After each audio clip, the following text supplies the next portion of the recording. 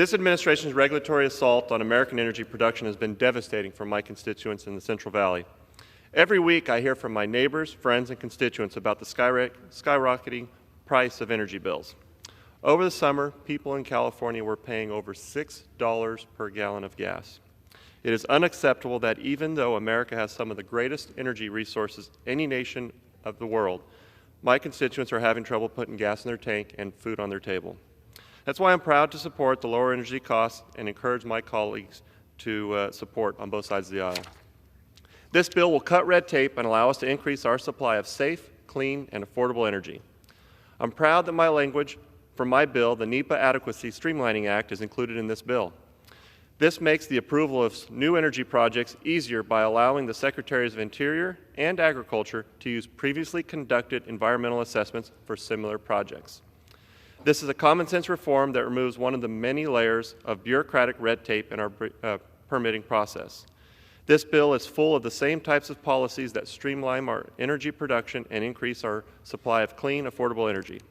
And I want to respond to some of the opponents of this bill. My Democratic colleagues claim that this legislation is harmful to our environment, which is just not true.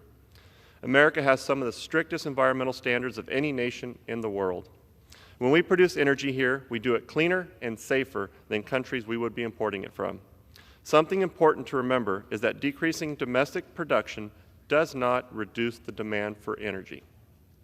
Reducing our ability to produce oil and gas in the U.S. just increases our reliance on foreign countries for these imports.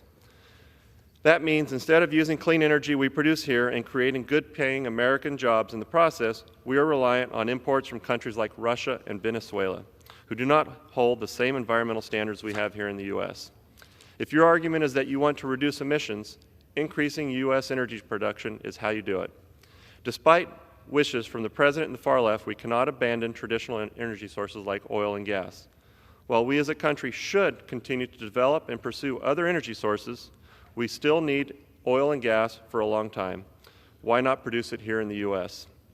I support an all-of-the-above approach to energy production and use, but that does not mean we immediately transition to 100% renewable fuels.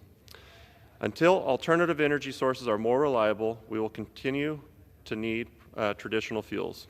If my Democratic colleagues cared about the environment as much as they say they do, supporting increased production of clean and reliable American-made energy should be a no-brainer. And passing the Lower Energy Costs Act is a critical step to lowering prices, creating good-paying jobs, and strengthening our national security. So I urge my colleagues to all vote in support of this bill. Thank you, and I yield back.